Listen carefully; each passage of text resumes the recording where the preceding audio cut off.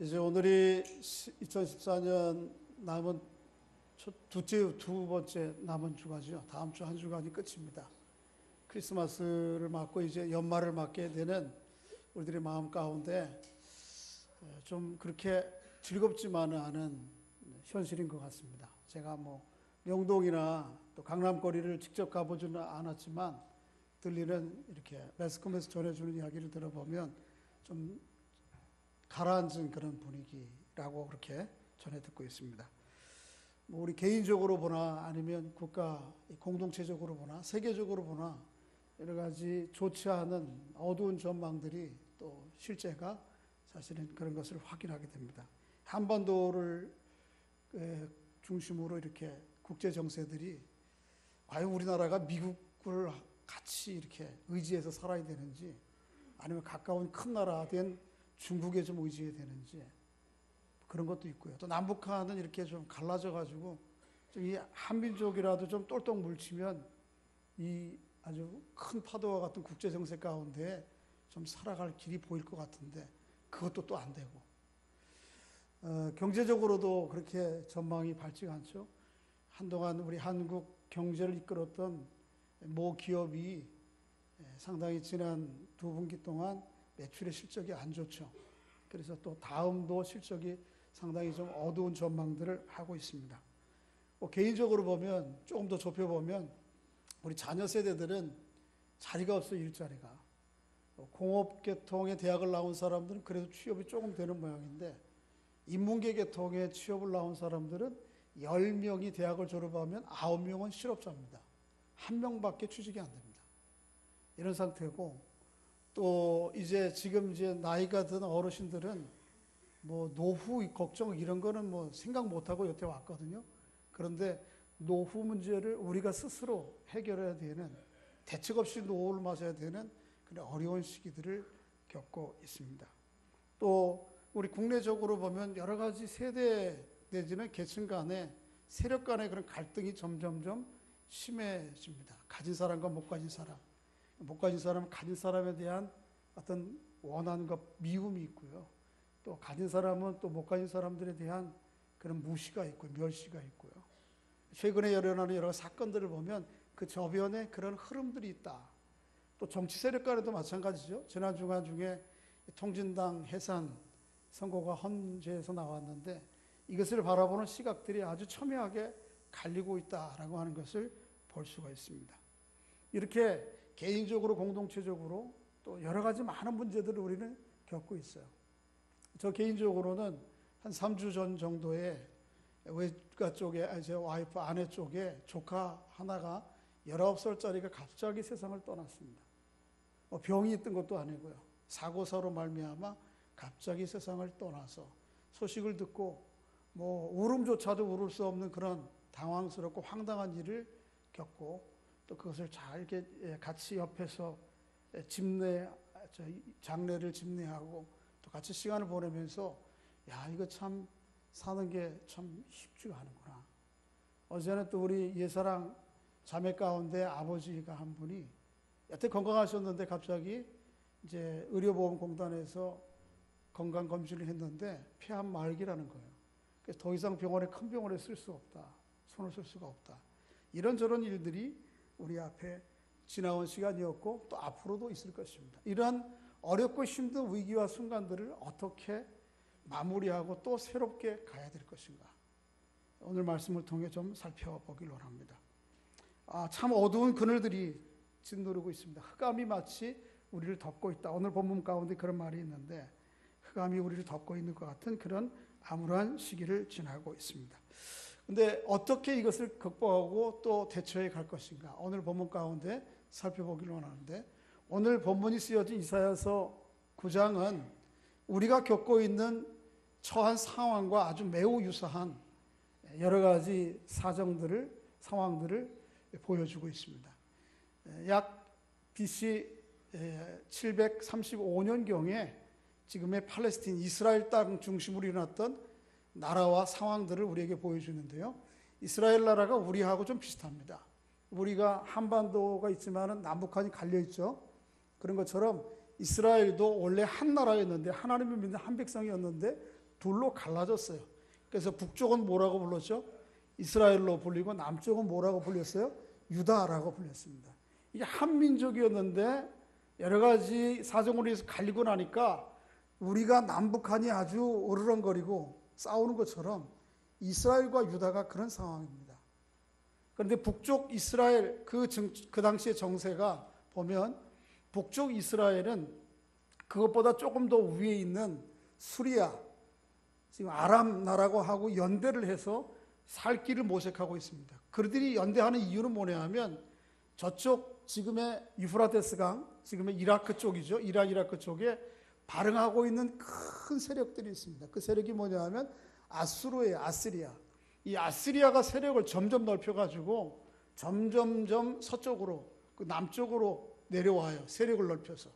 이 아수르를 대항하기 위해서 북쪽 이스라엘은 그 위에 있는 아람 나라 사람들과 연맹을 맺고 그리고 동맹을 가지고 그 동맹에서 그 아수르 군대를 대처해 보려고 하는 거예요. 여러분, 하나님의 백성들이 어려움을 당하고 고통을 당하고 위협을 닥칠 때에 해야 될 게 뭐냐 하면 어떻게 하면 살 길을 이곳에 찾고 저기를 찾게 아니고 누구를 바라야 되죠? 하나님을 바라봐야 되는데 이스라엘 사람들은 이미 신앙이 변절할 사람들이라 그 사람들이 하나님 앞에 무릎 꿇고 기다리고 하나님 우리 어떻게 할까요? 하나님의 도움을 구하기보다는 일찌감치 손을 벌려서 이방 나라 아람 사람들에게 손을 벌린 거예요. 동맹을 맺은 거예요. 그리고는 이 동맹 가지고는 좀 약하겠다 싶으니까 남쪽 유다 사람들에게도 손을 뻗친 것입니다. 너희들도 우리와 함께 동맹을 맺어서 저쪽 동쪽에서부터 건너오는 이 아수르의 위협을 우리가 직면하고 이겨보자. 그렇지만 이 남쪽은 그래도 완전히 하나님의 신앙에서 변절된 것이 아니고 일부 하나님 믿는 사람들이 있는 거예요. 그래서 그들 가운데 과연 어떻게 해야 될까 이렇게 고민하고 씨름하고 그 안에도 막 의사들이 여러 가지 막 분열되어 있습니다. 남쪽을 이루고 있는 요셉의 아들들의 지파들이 에브라임과 므낫세인데 이 둘 사이에 갈등이 내분이 일어났어요. 마치 우리나라에 보역 갈등이 있던 것처럼요. 또 아니면 지역 간의 갈등이 있는 것처럼 외세는 참 어렵게 몰려오는데 한 마음으로 한 뜻으로 뭉쳐도 될뚱말뚱 하는데 서로 갈등을 하는 것입니다. 그럴 때 하나님께서 이사야 선지자를 통해서 남쪽의 유다 왕인 아하스에게 보내주신 말씀이 이사야서 7장, 8장, 9장, 10장, 12장까지 이어지는 내용입니다. 그 7장부터 이어지는 12장 사이에는 우리가 잘 아는 임마누엘이라고 하는 용어가 처음 등장합니다. 뭐가 등장해요? 임마누엘. 그 뜻이 뭐예요? 하나님이 우리와 함께 하신다. 근데 이 남쪽의 아하스가 마음에도 어떤 두려운 마음이 있는 거, 두 가지 마음이 있는 거예요. 하나는 야, 나도 저 북쪽 이스라엘처럼 시리아나 아니면 주변 열강들과 함께 손을 잡고 이 위기와 어려움들을 모면해 볼까? 그런 마음이 한쪽에 있는가 하면 그런 마음이 들 때 하나님께 선지자를 통해서 말씀하시는 거죠. 아니다. 하나님의 백성은 아무리 어려움과 고난과 고통이 있어도 주변 나라들 세상적인 방식으로 도움을 구하고 그게 살 길이라고 찾아갈 것이 아니요 누구를 바라봐야 되는 거예요? 하나님을 바라봐야 된다라고 하나님께서 이사야 선지자를 통해서 이야기하시는 겁니다. 여러분과 저에게 주시는 말씀입니다. 여러분, 고난과 고통과 어려움이 때로는 우리가 뭐 이런 일이 있어 당황하는 정도가 아니고 황당한 일을 만난다 할지라도 우리가 바라봐야 될 분은 누구예요? 하나님이 있습니다. 우리의 생사화복이 누구에게 달려있어요? 하나님께 달려있습니다. 천재의 주제시가 누구예요?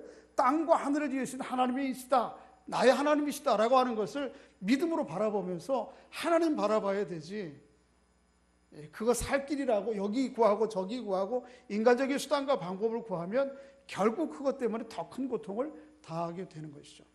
하나님께서 이 아하스에게 이사야를 통해서 어떤 징조를 보여주시냐면 이렇게 말씀하세요. 장차 앞으로 처녀가 잉태하여 아이를 낳을 것이다. 그리고 그 이름을 뭐라고 해라? 임마누엘이라 하라. 이 징조를 보여주시고 이 징조를 보면 하나님께서 너희와 함께 하신다고 하는 사실, 그래서 너희가 붙잡고 살 길을 찾아야 될 것이 여러 인간적인 수단과 방법이 아니고 누구라고 하는 것을 하나님이라고 하는 것을 알게 될 것이다. 이런 징표를 약속을 해주세요. 하나님께서 그렇게 약속해 주셨음에도 불구하고 이스라엘 백성들은 제대로 믿지 유다 사람들은 제대로 믿지 못하고 다른 방법을 자꾸 추구해요. 그럴 때 하나님께서 어떻게 말씀해 주시는지 한번 7장 4절 보겠습니다. 7장 4절 앞에 넘기셔서 오늘 본문 또 돌아올 거니까 9장은 남겨두시고 7장 3절 4절 읽어보겠습니다. 시작.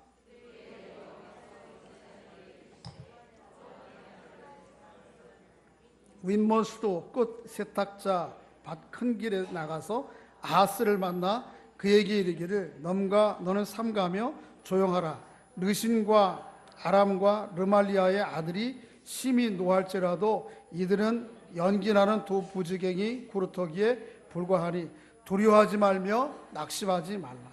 하나님께서 누구를 찾아갔어요? 이스라엘을 통해서 아하스 왕을 찾아갔어요. 그리고 뭐라 그래요? 그에게 4절에 보면 이르기를 너는 삼가 뭐하라고? 조용히 하라. 여러분, 문제를 닥칠 때 사람들이 보이는 반응이 뭐냐 하면 안팎으로 시끄러워요. 왜 우리가 이런 문제를 당했는가? 이 문제, 이 탓, 저 탓, 저 사람 탓, 내 탓, 이거 이야기하기 쉽고요. 아, 내가 실수했네, 내가 잘못했네, 이렇게 안팎에 여러 가지 소리들이 많아요. 분분해, 의견들이. 그런데 하나님이 뭐라 그러세요? 그냥 삼가 조용히 하라고, 조용히 하라. 그리고 르신과 아람과 르말리아의 아들, 르신은 누구냐면 아람 군대의 왕이고요. 르말리아의 아들은 북쪽 이스라엘의 왕이에요. 그러니까 북쪽이 아람과 이스라엘이 연합해서 너희들을 위협해도 그들은 뭐에 불과하다고요? 뭐라고 그랬어요? 참 재밌는 표현이 있어요. 4절 하반절에 보면 한번 따라해 보겠습니다. 이들은 연기나는 두 부지갱이 구루터기에 불과하다. 뭐라고요? 부지갱이? 예, 저를 보세요. 옛날에 시골에서 이렇게 군불 떼 보셨어요? 예, 그러면 이제 아실 거예요. 여러분, 연기 나는 부지깽이는 불이 꺼진 거예요? 활활 붙는 거예요? 연기 나는 부지깽이를 보면 야, 큰일 났다 싶을 거예요? 아니면 이제는 불이 잦아드는구나 생각할 거예요? 그렇죠. 이제 장작을 가지고 이렇게 아궁이에다가 집어넣고 그렇게 할 때 쓰는 긴 막대기가 뭐냐면 부지깽이라고, 이걸 가지고 막 집어넣어요. 불을 넣고 화목을 막 넣다 보면 불 속에서 하는 작업이라 부지깽이 끝에 불이 붙기도 한단 말이에요. 그렇지만 꺼내면 어떻습니까? 꺼지죠. 이렇게 꺼낸 거 막대기 세워놓으면 활활 붙는 거 봤어요? 안 그렇습니다. 그냥 꺼지고 말아요. 그러니까 연기 나는 부지깽이는 이제는 다 사그러드는 존재라는 것이죠. 이스라엘 백성들이, 남쪽 유다 사람들이 북쪽 이스라엘과 그 위에 있는 시리아, 아람 군대가 연합한 동맹의 위협에 대해서 아주 위협을 느끼는 거예요. 그런데 하나님은 보실 때 뭐예요? 걱정하지 마라. 그들은 뭐라고요? 연기나는 두 부지깽이에 불과하다. 여러분, 우리가 살아가면서 여러 가지 시련과 어려움, 때로는 야, 큰일 났구나 하고 싶은 그런 일을 당할 때에 기억해야 될 것은 하나님 눈에 볼 때 그 모든 문제는 뭐와 같다고요? 연기나는 두 부지갱이에 불과하다라고 하는 사실을 기억하시기를 바랍니다. 우리는 문제를 닥치면 그 문제에 너무 함몰돼 가지고요, 그 문제가 아주 너무너무 커요. 그 문제밖에 아무것도 안 보여. 하나님께서 말씀하시는 이 음성을 듣고, 아, 이 문제는 하나님의 눈에 볼 때는 뭐예요? 연기나는 두 부지갱이에 불과하다. 그러니까 하나님의 시각으로 내가 볼 수 있는 은혜가 있기를 주의 이름으로 소원합니다.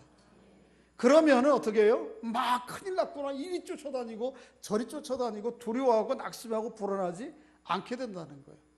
이 문제 배후에 계신 하나님을 보게 되면 삼가 조용할 수 있는 것이고요, 이 문제 배후에 하나님께서 역사하심을 우리가 신뢰한다면 어떻게 해요? 낙심하고 두려워하지 않고 하나님 앞에 잠잠히 하나님의 도움을 구할 수 있게 되는 것입니다. 우리가 어떤 문제를 닥칠 때 조급하고 불안하고 심히 두려워하는 것은 믿음이 없는 또 하나의 반증입니다. 그러니까 문제를 닥칠 때에 하나님께서 이 문제를 연기나는 두 부지깽이와 같이 다루실 것이다 라고 하는 믿음을 가지고 잠잠히 하나님을 신뢰하며 바라보며 살아가는 삶의 은총이 여러분과 저에게 있기를 주의 이름으로 소원합니다. 이렇게 믿음 없는 이스라엘 백성들의 모습을 계속 이어오면 8장에서는 또 다른 표현으로 이야기하고 있어요. 그게 8장 6절 7절이에요. 한번 6절 읽어보겠습니다. 8장 6절 한번 읽어보겠습니다. 시작. 이 백성이 천천히 흐르는 실로암 물을 버리고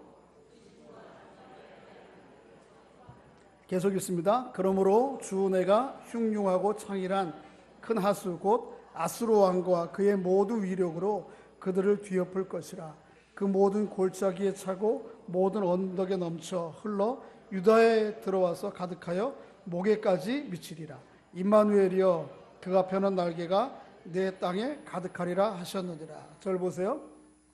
분명히 하나님의 백성들이 천지 만물을 지으시고 자기들을 부르셔서 백성 삼으신 하나님을 바라봐야 되는데 그것을 바라보지 못하고 두려움과 떠는 이스라엘 백성들, 유다 백성들에게 걱정하지 말라. 그들은 연기나는 부지깽이다 말씀하시면서 또 말씀하시는 것이 이 백성들이 천천히 흐르는 실로와 물 같은 나를 버렸다 그렇게 말씀하세요.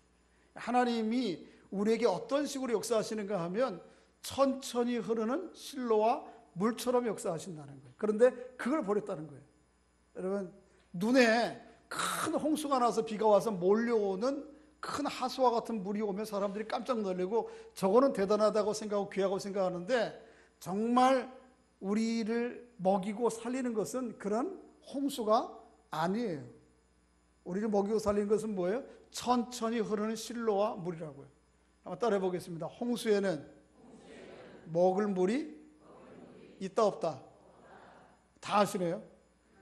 물이 그렇게 많아도 홍수에는 먹을 물이 없는 것입니다. 이 건수는 먹을 게 못 돼요. 먹으면 탈나는 거예요. 똑같아요. 하나님의 은혜와 역사는 우리 안에 천천히 흐르는 실로와 물과 같고요. 이 세상의 방식과 세상의 논리와 세상 사람들이 추구하는 목표와 가치는 건수와 같습니다. 그게 아무리 대단하고 엄청나 보여도 그거 먹으면 어떻게 되는 거예요? 탈나는 거예요. 병나는 것입니다. 근데 하나님께서 이스라엘 백성들에게 또 여러분과 저에게 역사하시고 은혜를 베푸실 때 어떤 식으로 역사하시는가 하면 천천히 흐르는 실로와 물처럼 우리에게 역사하세요. 이스라엘의 백성들이 머무는 가장 중요하게 여기는 시온 그리고 예루살렘에는 굉장히 높은 고지에 있는 도시입니다. 크지 않지만은요 약 해발이 800m 정도 되는 높은 지역이 있어요. 그 높은 지역에는 물이 있어요 없어요? 보통 물이 없습니다. 물론 이제 샘이 있어요 종종. 그래서 이 실로암 물은 그 샘이 하나 있는데 기혼샘이라는 샘이 있어요. 이 샘이 예루살렘 성 시온의 서남쪽에 발원해요. 거기서부터 물이. 근데 그것을 성 밖에 있었어요 원래는. 성 밖에 있는데 성 밖에 있는 물을 길러다가 이스라엘 백성들이 먹었거든요. 성 안의 사람들이. 근데 만일 예를 들어서 성 밖에 외세가 들어와서 다 포위해버리고 이 물을 차지해버리면 성 안에 있는 사람들은 살아야 죽어요? 죽습니다. 근데 하나님께서 히스기야 시대에 그 이전부터도 그랬는데요. 그 물길을 그 기온샘에서부터 성 안으로 들어가는 물길을 냈어요. 지금도 가면이 있는데 참 희한해요. 그 시대에 어떻게 했는지. 그 땅 속에 아주 깊은 곳에 사람이 서서 다닐 수 있는 물 수로를 만들었습니다. 그 수로가 실로아 수로예요. 실로아 수로.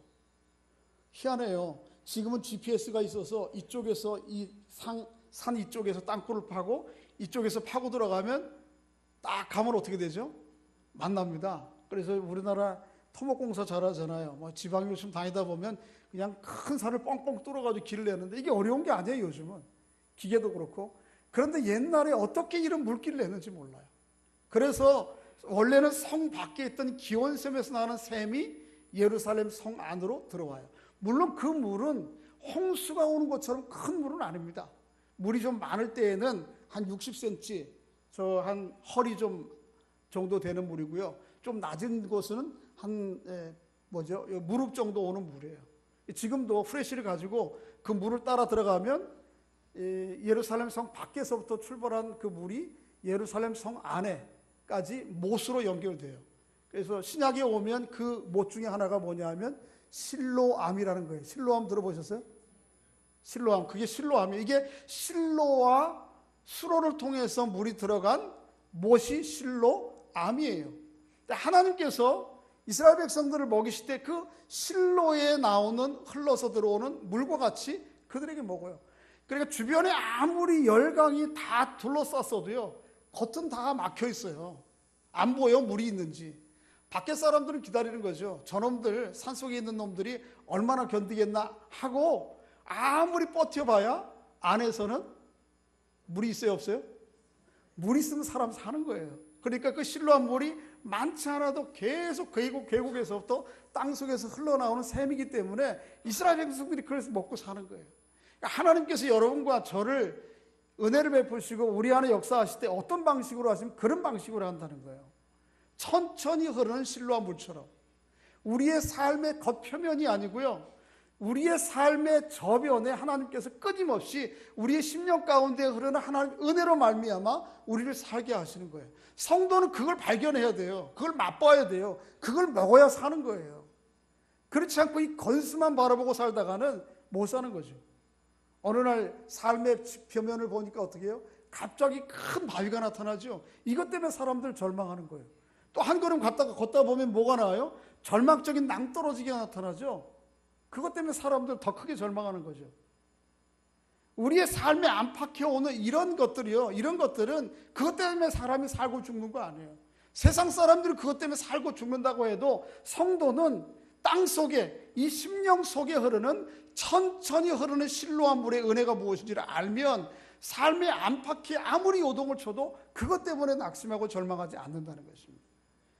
하나님께서 여러분과 저에게 그 은혜를 깨닫는 은총을 주시기를 주의 이름으로 축복합니다. 그리고 그것을 맛봐야 돼요. 그거 있으면 어떻게 해요? 실망하고 낙심하고 절망하지 않는 것.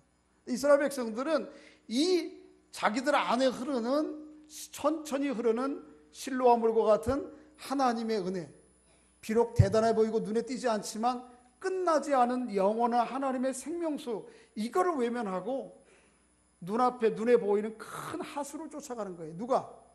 아하스가. 그 하수가 뭐예요? 창이란 물, 하수가 뭐예요? 그게 유프라테스에 근거를 둔, 문명의 근거를 둔 나라 아수르를 얘기하는 거예요. 아수르가 유프라테스 강 하구에서 기원을 가지고, 근거지를 가지고 거기서 나라를 일으켜서 전체 서쪽으로 지금 서진하고 있는 거거든요. 이 나라. 그러니까 유대 사람들이 그거 손잡아 보려고 하는 거예요. 그런데 하나님 얘기는 뭐예요? 그거 손잡으면 어떻게 된다? 망한다. 자, 오늘 본문 아까 8장에서 7절을 한번 다시 읽어보겠습니다. 7절 시작. 그러므로 주 내가 흉흉하고 창이란 큰 하수 곧 아수르 왕과 그의 모든 위력으로 그들을 뒤엎을 것이라. 그 모든 골짜기에 차고 모든 언덕에 넘쳐 흘러 유다에까지 들어와서 가득하여 목에까지 미치리라. 저를 보세요. 하나님의 사람들이 우리 심령 가운데 천천히 흐르는 하나님의 은혜를 경험하지 못하고, 이거 내 살 길이라고 발견하지 못하고 경험하지 못하고 여러 가지 인간적인 수단과 방법, 유다가 아수르와 손잡으려고 그러고요, 북쪽 이스라엘이 수리아와 손잡으려고 그러고, 그들의 군사와 그들의 힘을 빌어서, 그 물질적인 힘을 빌어서 내 삶을 영위해 보려고 하면 그게 결국 나를 살리는 게 아니고, 그 하수와 같은 아수르의 군사력과 그들의 다스림이 결국 먼저 누구가 망하죠? 북쪽 이스라엘이 먼저 망해요. 그것 때문에. 그리고 나중에는 어디까지 온다고요? 유다 사람들의 목에까지 온다니까.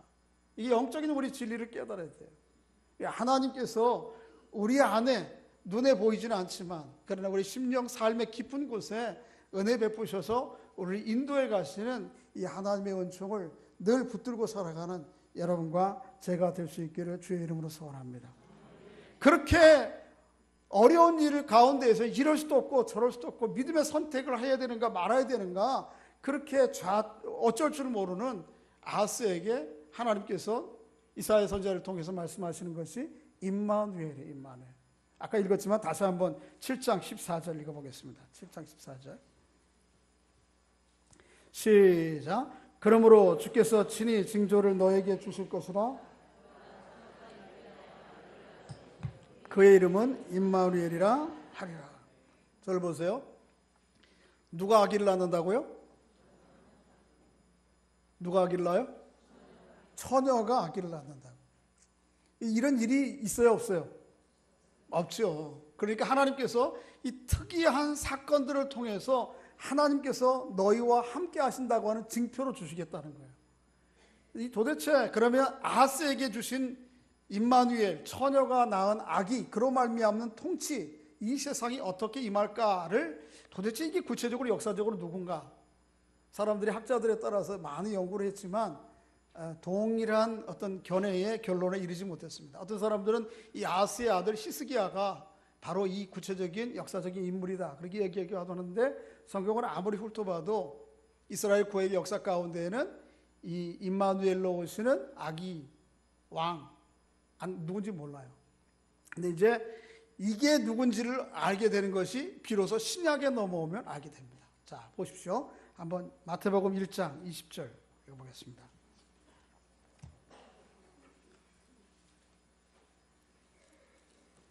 마태복음 20장 1장 21절을 한번 읽어보겠습니다.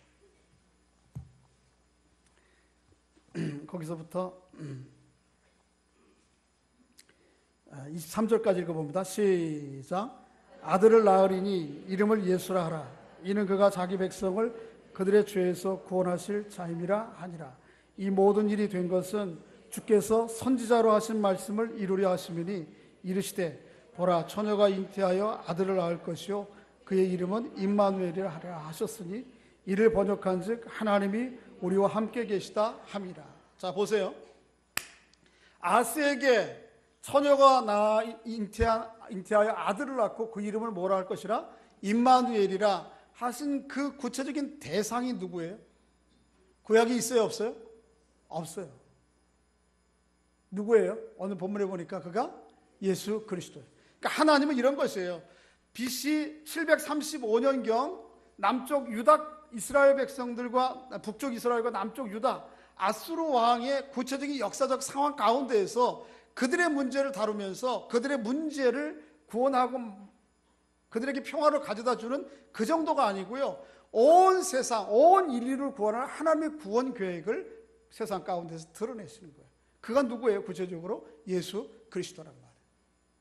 여러분, 세상에는 사람들이 필요해서 왕도 세우고 지도자도 세우고 필요해서 법도 만들고 규칙도 만듭니다. 그렇지만 세상에 어떤 왕도 지도자도 법과 규칙도 우리 사람들의 모든 문제를 궁극적으로 해결해 줄 진정한 의미의 궁극적인 평화, 나라를 이룰 수 있어요, 없어요? 없어요. 우리 가운데 보면 이제 정치적으로 견해가 좀 다를 수 있어요. 그래서 선거 끝나고 나면 우리 애들이 물어요. 아빠, 누구 찍었어요? 그럼 뭐라 그럴 것 같아요? 그걸 네가 왜 물어봐? 얘기 안 해요. 근데 여러분, 견해에 따라서는 어떤 분들은 이제 우리 구체적으로 얘기합시다. 우리 여당을 지지하는 그런 분들이 있을 거예요. 여당이 잘해요? 잘해요, 못해요? 이거 너무 예민한가요, 질문이? 한창 잘할 때는 거의 60% 가까이 지지가 되는데 요즘은 30%대예요. 그러면 야당은 잘했어요? 예? 더 잘못해요? 근데 제가 볼 때는 거기서 거기에 도끼는 개끼니에요. 표현이 좀 그렇지만 세상에 어떤 왕도 지도자도요, 그리고 세상에 어떤 제도도 우리 자유민주주의가 좋은 거예요. 좋지만 이 자유민주주의가 완전합니까? 아니잖아요. 저도 이제 끌려갈 수가 있겠다, 잘못하면. 자유민주주의가 완전하지 않단 말이에요. 이 자유민주주의 제도, 이 자본주의와 자본주의가 민주주의가 결탁되고 나니까 너무 참 비참해요, 삶이. 오로지 세상이 뭐밖에 없어요? 물질밖에 없는. 그러니까 세상에 어떤 왕도, 어떤 제도도 우리 인간이 안고 있는 모든 문제, 우리에게 드리워진 흑암과 어두운 문제들을 해결할 수가 없어요. 그리고 이 체제를 다 전복하고 말까요? 아닙니다. 성경은 우리 사람들이 만든 제도를 최선이 아니면 차선을 선택해서라도 어떻게든지 제도와 또 지도자들을 통해서 이 공동체가 안정적이게 가도록 해야 되지만, 그러나 한계는 분명히 인정해야 됩니다. 세상에 어떤 왕도 어떤 제도도 모든 사람들의 모든 문제를 해결할 수가 없어요. 그러니까 특히 예수 믿는 사람들, 오로지 이 문제는 누굴 통해서만 해결이 되는 거예요? 임마누엘로 오시는 예수 그리스도를 통해서만 해결이 되는 거예요. 할렐루야. 임마누엘로 오시는 예수 그리스도가 이 땅에 오셔야 우리 개인의 문제, 공동체 문제, 모든 인류가 안고 있는 모든 문제가 해결돼. 거기에밖에 길이 없어요. 다른 길 찾아다녀봐야 마치 이스라엘 백성들이 길을 찾아나온 아람과 같이, 유대 사람들이 한 마음 먹은 아수르와 같이 다 이 땅에 있다가는 지금 다 없는 나라들이에요. 마찬가지예요. 오늘 우리도 마찬가지예요. 그러니까 우리가 가지고 있는 제도, 지도자, 우리 공동체를 효과적으로 조금 더 다 모든 사람들이 평등하고 행복하게 살기 위한 제도, 사람들을 만드는 일에 최선을 다해야 됩니다만은 한계는 분명히 인정해야 된다고요. 누가 와도, 누가 여기 메르켈이 우리 한국에 와도 안 되는 거예요. 메르켈은 뭐 잘합니까? 한계가 있다고 하는 걸 인정하고, 우리 예수 믿는 사람들은 그러니까 그 문제 때문에 너무 극심하게 대립하면 안 돼요. 예수 믿는 사람. 왜요? 그들의 한계가 누가 해도 마찬가지 있거든요. 한계가 있는 거거든요. 진정한 다스림과 통치는, 나라는 하나님의 나라요. 그 하나님의 나라의 왕으로 오시는 누구예요?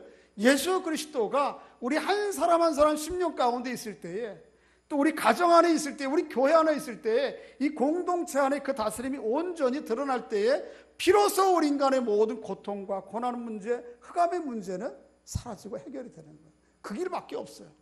우리가 사람이 만든 제도, 사람들을 위해서 기도하고 차선을 선택해서라도 어떻든 찾아야 되지만, 그것 때문에 목숨 걸어서는 안 돼. 그건 믿음이 없는 거예요. 저는 개인적으로 우리 기독교는 아주 둘이에요. 양쪽이에요. 다. 어느 게 다 마찬가지겠지만, 극보수적인 단체가 있어가지고 아주 여당 지지라면 앞장서서 나가서 또 발벗고 나서서 활동을 해주는 단체가 있는가 하면, 또 아주 조금 더 자유적인, 진보적인 견해를 가진 기독교 단체가 있어요. 그 사람들은 또 그냥 머리에 이거 빨간띠 띄는 거 별로 어렵지 않게 생각하고, 뭐 다 좋아요. 그렇게 해서 이렇게 합의의 하에서 나라가 이루어지는 거 좋지만, 그것 때문에 너무 극단적으로 내가 옳다 하는 건, 이건 믿음의 사람들이 안 해요. 둘 다 가능해요? 불가능해요? 불가능합니다. 오로지 누구만 가능해요? 예수 그리스도 이 땅에 오시는 것만 가능해요. 예수 그리스도가 우리의 마음 가운데 오셔서 우리 한 사람 한 사람을 통치해 주고, 우리 공동체를 다스려 주시고, 이 나라를 다스려 줘야만 우리가 안고 있는 모든 궁극적인 문제의 해결책을 볼 수가 있어요. 길을 거기서 찾을 수가 있어요. 그래서 우리가 뭐라고 그러는 거예요? 어서 오시옵소서, 그렇게 얘기하는 거예요. 곧 오소서 임마누엘, 그렇게 얘기하는 것입니다. 자, 이 땅에 예수 그리스도가 오시면 어떻게 우리를 통치하시는지 오늘 말씀을 찾고 마치겠습니다. 한번 보십시다. 9장. 주님이 이 땅에 오시면 어떤 일이 벌어지는가?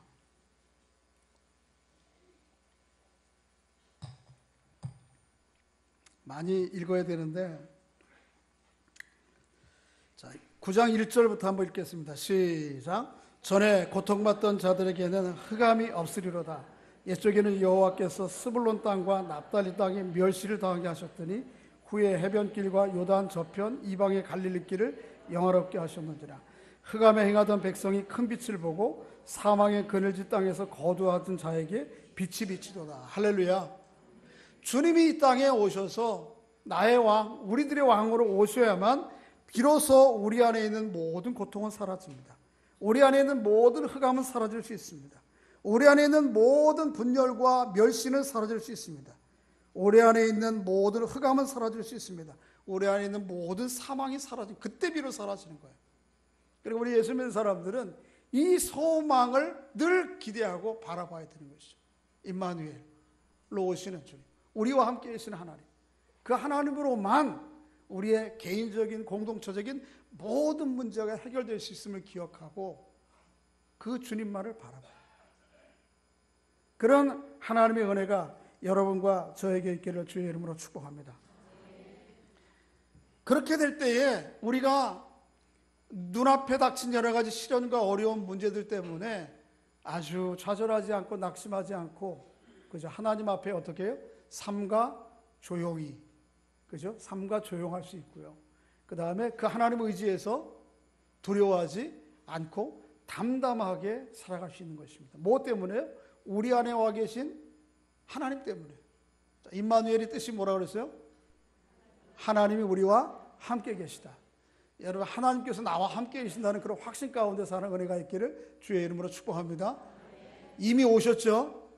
그래서 크리스마스를 통해서 우리의 마음 가운데 더 그 나와 함께 하신 하나님께서 더 충만하게 임하셔서, 하나님이 나와 함께 계시면 그런 밖의 문제들이 아무리 소란스럽고 대단해도 그것 때문에 낙심하거나 좌절하지 않는 것입니다. 그렇게 할 때에 우리 개인적인 문제, 우리 공동체적인 문제를 해결할, 이것을 뚫어갈 길이 보이는 거죠. 다른 인간적인 방법 거기에 해야 돼요. 그 최선을 다해서. 거기에 궁극적으로는 분명한 한계가 있다. 임마누엘로 오시는 주님을 날마다 신실하게 바라보며 살아가는 여러분과 제가 될 수 있기를 주의 이름으로 소원합니다. 그런 하나님을 신실하게 믿고 살았던 다윗의 시편의 고백이 있습니다. 그것을 한번 읽고 마치겠는데요. 시편 62편이죠. 한번 읽어보겠습니다.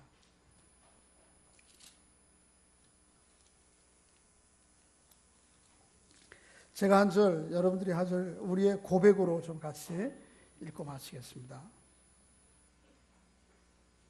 시편 62편 1절부터 마지막 절까지 845페이지. 나의 영혼이 잠잠히 하나님만 바라며 나의 구원이 그에게서 나오는도다.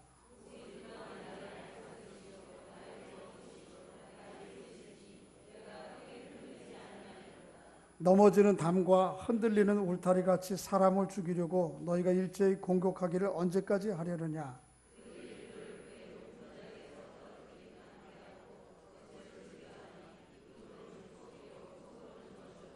나의 영혼아 잠잠히 하나님만 바라라. 물은 나의 소망이 그로부터 나오는도다.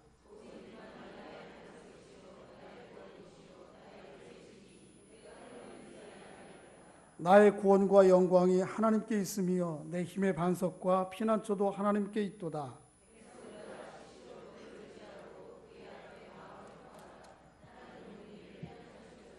아 슬프도다. 사람은 입김이며 인생도 속임수니 저울에 달면 그들은 입김보다 가벼우리로다.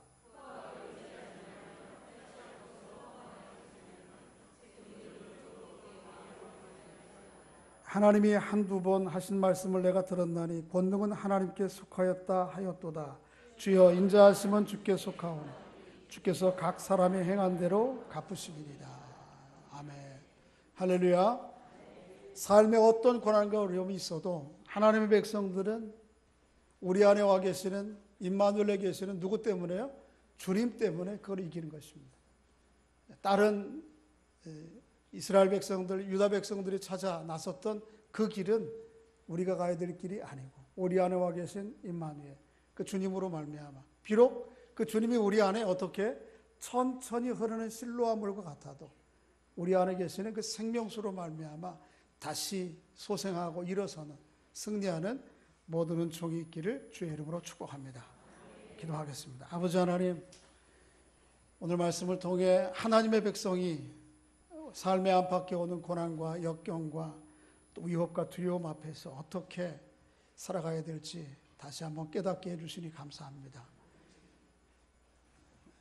하나님, 우리가 우둔하여서 우리 안에 계신 참 생명수 되신 주님을 온전히 신뢰하지 못하고 하수와 같이 그저 눈에 보이는 세상 살 길이라고 또 그것과 타협하며 그것에 도움을 구하며 살아가는 믿음 없음을 용서해 주시고 우리 안에 계시는 임마누엘로 와 계시는 주님으로 인해서 넉넉히 이 생애를 이기고 승리하는 하나님의 사람들 될 수 있도록 은혜를 베풀어 주시옵소서. 이제 오는 주일 이 땅에 임마누엘로 오신 주님의 탄생을 기대하며 또 축하하는 그런 마음들이 저희들 안에 있습니다. 이 성탄절을 맞아 우리들의 심령 안에 더욱 충만하게 임하시는 임마누엘에 오신 주님을 맞게 하시고 그 주님으로 말미암아 앞으로 내년 앞으로의 남은 생애를 주님 안에서 승리하는 하나님의 사람들 될 수 있도록 은혜를 베풀어 주시옵소서. 예수님의 이름으로 기도하옵나이다. 아멘.